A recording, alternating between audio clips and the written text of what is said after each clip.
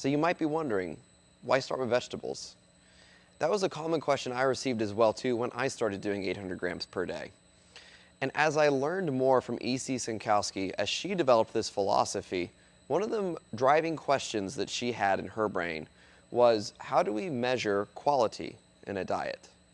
So if we go back to our old version of how we approach nutrition, especially as a trainer, we started off with calories in versus calories out. And that's pretty much, what do I want you to weigh? I can figure that out through putting in more calories, I'll make you bigger. Taking calories out, I can make you smaller.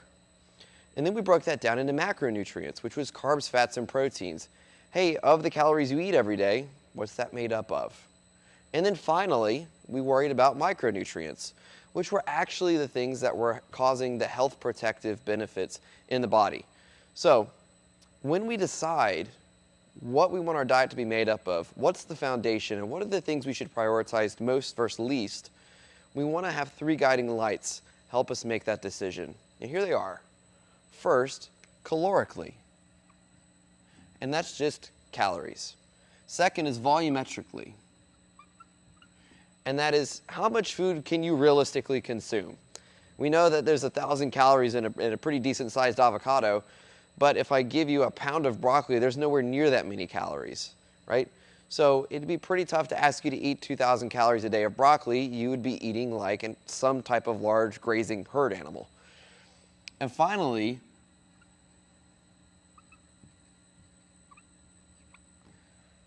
is this recommended for health protective benefits? So let's use these three guiding lights to break down the pillars of how we used to view nutrition and find out where they should really be on the pyramid, what's the foundation, and what's at the top of the pyramid where we shouldn't be so concerned. The foundation used to be calories. Well, calorically, that makes a lot of sense. I know that if you eat 2,000 calories per day to maintain your weight, and I give you 500 calories to expend in exercise, I've created a deficit, you'll lose weight. If I give you an extra 500 calories to consume, or I take away some activity, you'll stay the same or gain weight. Makes sense.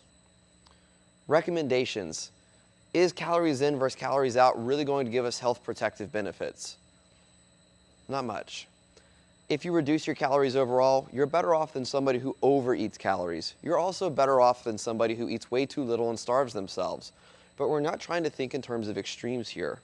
We're trying to think in terms of what's the things I can do to improve my quality of life and maybe accomplish some goals that I have in mind. We're keeping starvation and feeding ourselves to death out of the equation. So we don't quite meet that. So this immediately puts calories out of the running for the foundation. Let's look at macronutrients next. Carbs, fats, and the protein. All right, well, calorically, well, that makes sense.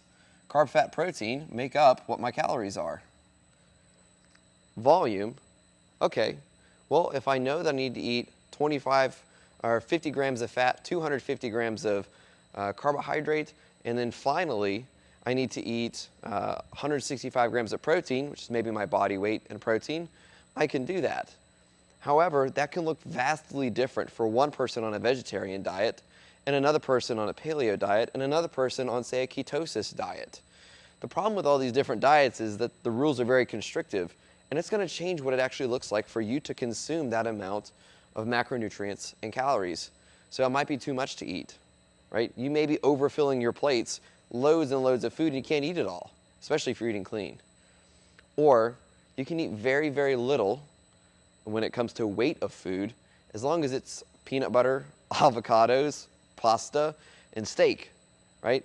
And this doesn't really give us a lot of help with the recommended health benefits that we could receive either.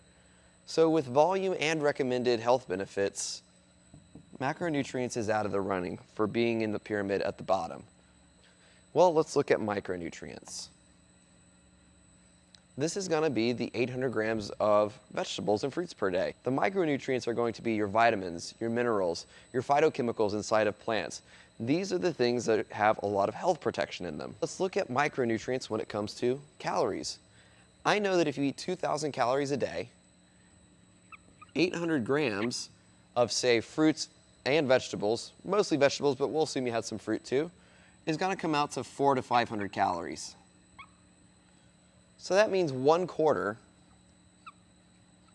of your total daily food could be health protective beneficial foods. And I know you could eat that, right?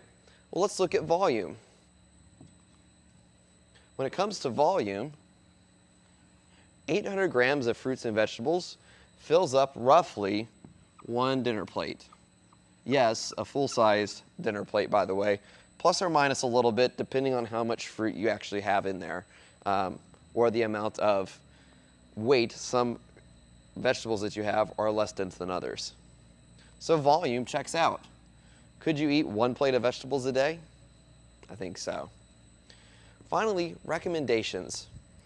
If we look at a meta-analysis, which basically just means the study of multiple peer-reviewed studies and articles, over 95 of them proved and came to the same conclusion that if you had 600 grams of fruits and vegetables per day, your risk of cancer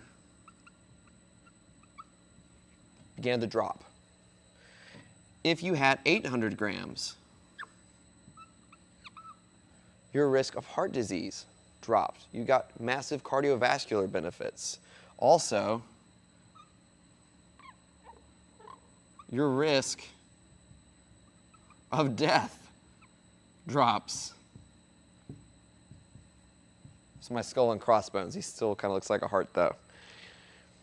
So we know that if we actually get those quantities of fruits and vegetables, we get the massive health protective benefits here. So this checks out on all three lights. Our micronutrients should be the base of our pyramid. And why shouldn't it? Shouldn't the base of our pyramid not so much be about improving the physiology, even though that's nice, improving the body composition, even though that's nice? Shouldn't it be survival? And shouldn't it be actually being able to thrive and enjoy the activities that you can perform with this new body that you're building because you're not sick? So micronutrients, the 800 grams fruits and vegetables per day, is the base of our pyramid.